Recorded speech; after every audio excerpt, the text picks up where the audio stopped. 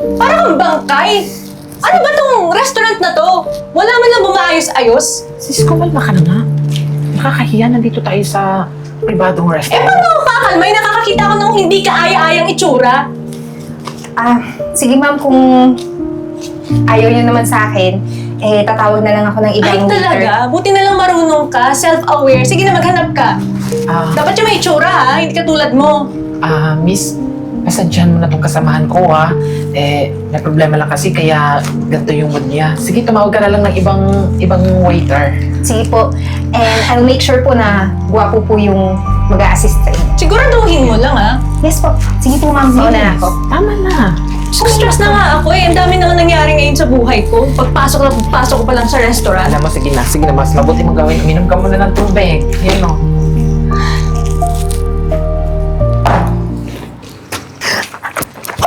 Yung bag ko! Oh my gosh, yung snatcher! Bag ko! Oh my gosh! Please, tulong! May snatch! Oh my gosh, yung snatcher! Miss, eto Akin na yan! Alam mo ikaw, huwag ka na magmaangad pa. Kasabot mo yung snatcher na yun eh. Ay, hindi, miss. Hindi! Mga desperado kayo sa pera. Alam ko na yung mga ganyang galawan, kaya huwag mo na itanggi. Tatawag ako ng Ay, police. miss, hindi na kailangan. Tigilan mo ako! Miss, Hello, officer? Opo, may nagsasnatch ng gamit dito. Hindi ako Nakaitin po sila. Okay, sige, hintayin na lang po namin kayo. miss, hindi ako snatcher. Hindi, snatcher. Akala mo makakalimutan ko yung pagbumukha mo? Itaga mo sa bato, hindi!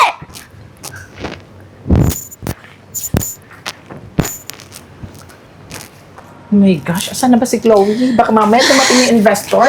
Ay naku sis, kung alam mo lang kung ano nangyari sa akin, muntik lang naman ako malagutan ng hininga dahil tinuhanan ako ng bag. May snatcher ako nakasalubong. Diyos ko naman, ang dami talaga masasamang loob ngayon.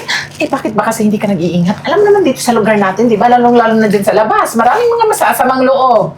Tsaka isa pa, bakit ka late? Usapan natin, 8 a.m. Anong oras na? Magna-9 na. Alam mo naman na hindi tayo pwedeng malate, di ba? Kinakailangan natin mag-deal yung kliyente natin ngayon, yung investor. Pwede mo manahimik ka? Stress na stress na nga ako eh, di ba? O siya, sige, isuot mo to. Kailangan presentable ka mamaya tingnan, no? Kailangan. Good morning ma'am. Okay lang po ba makuha ko na yung order niyo? Naku ma'am. Ma'am, makabayad pa ako dito. Seriously, waitress ka ba talaga? Tingnan mo nga yung itsura mo. Mukha kang tuko. Ma'am naman, grabe naman kayo. Hindi na ba nakita? May ID pa nga ako. So, ibig sabihin dito ako nagtatrabaho.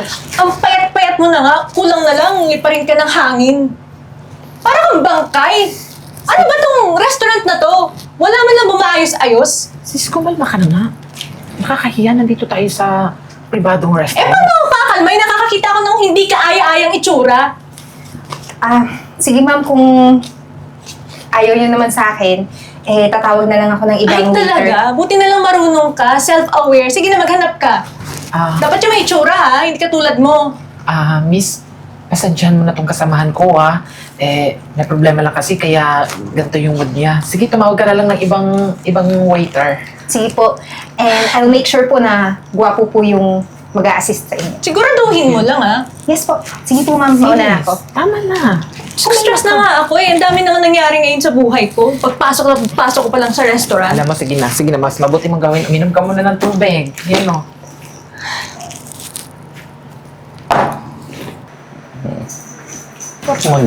Ano ito? Jeboy, ikaw na muna yung mag-asikaso dun sa dalawang customer sa baba. Nakaka-bad trip. Nilait-lait ba naman ako? Tapos, ano pang ginawa sa'yo? Ayun nga. Inokray tong itsura ko. Ikaw nga doon, sinabi ko na yung mag-a-assist sa kanila, yung gwapong waiter. Di wala nang iba, ikaw lang naman nandito. Oh, ikaw na bahala doon. Sige. I can manage. Tsaka pagdating sa mga kagwapuan, ako lang naman ang meron dito, di ba? Sige na, ako nang bahala dun. Pag nakita ko nun, magiging good mood yun. Tsaka, pag nakita nun yung mga malaadonis kong alindog, nako. Tontuwa yung mga yon. Basta sige na, asikasuhin ko na yan ha. Sige, good luck sa'yo. Ako na muna dyan. Sige, tapusin mo to.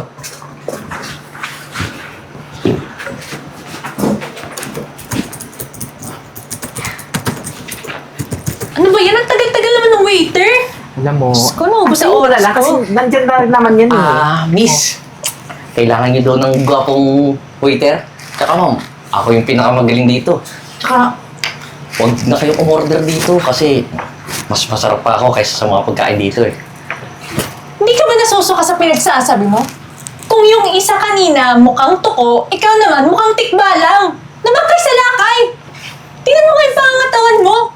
Konting-konti na lang talaga. Isang ubo na lang. Mamamalab ka na dito sa mundo. Miss, huwag ka naman ganyan magsalita. Alam ko yung mga ganyang galawan mo eh. Miss, huwag ka naman Pwede ba manahimik ka na? Sumasakit lalo yung ulo ko eh. Panira ka ng araw. Ano ba namang klaseng restaurant ito, sis? Hindi ka man lang nag-background check. Sandali lang, Anong process ng application na ginawa dito? Bakit ang papangit lahat ng mga tao? Kala ko ba nag-background check ka? Ikaw ba naman nag-reserve ng restaurant, Marimar? Ano ba? Sis, kumalma ka naman. Eh, okay naman yung pagmumukha ng mga waiters at waiter dito eh. Ikaw lang itong masyadong OA. Anong okay doon? Eh, mukha nga tok mo, tapos yung isa mukha pang tikbalang, mas lumalala pa. Miss, huwag ka naman ganyan. Alam ko naman yung mga ganyan mo eh. Type mo ko, ano? Alam ko naman yan, ma'am. Pwede ba mahiya ka sa balat mo? Nahihibang ka na ba? Pwede ba manalamin ka muna para malaman mo yung kasagutan? Pwede ba sis, tumigil ka na? Baka mamaya dumating na yung investor eh. What's all this commotion? Teka, who are you? Tsaka, kilala kita. Familiar siya. Siya yung magnanakaw kanina. Siya yung nag-snatch ng bag ko, kaya ako na-late dito sa restaurant. Sis,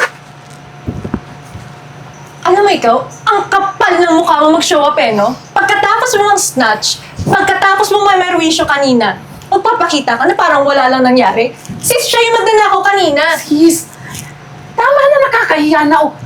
Hindi mo ba siya kilala? Ay, wala akong planong kilalanin yan. Sino ba yan?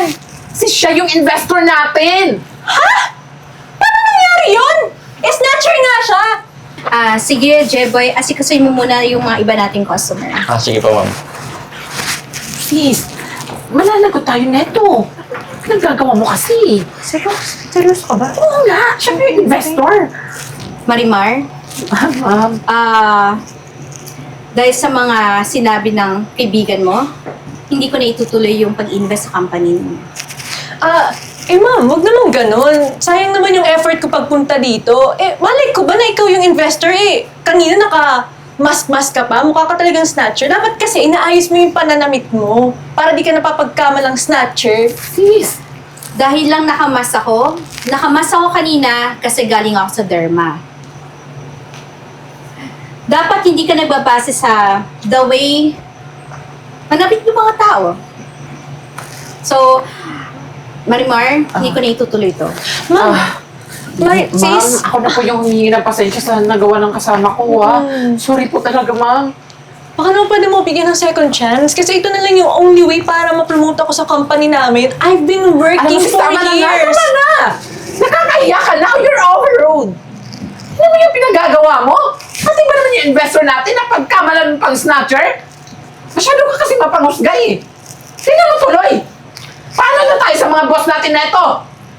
Baka mamaya mawalan pa tayo ng trabaho dyan sa pinagagawa mo eh. Pati ako nadadamay. Tama na. Umalis na kayo dito sa restaurant ko kasi nakakahiya na sa mga customer namin. Ba yan? Salanan mo to eh.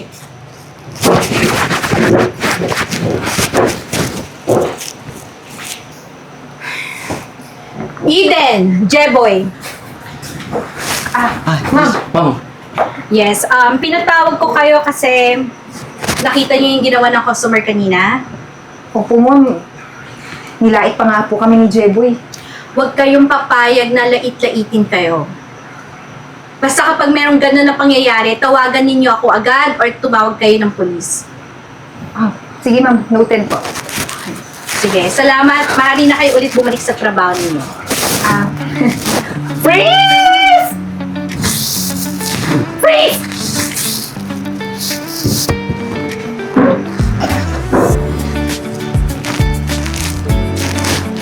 At ngayon, isa na namang kwento ang ating natunghayan sa araw na ito. Kwentong kapanapanabik, kagilagilalas, at kapupulutan ng aral. Alam niyo ba kung anong aral na nakuha sa kwentong ito?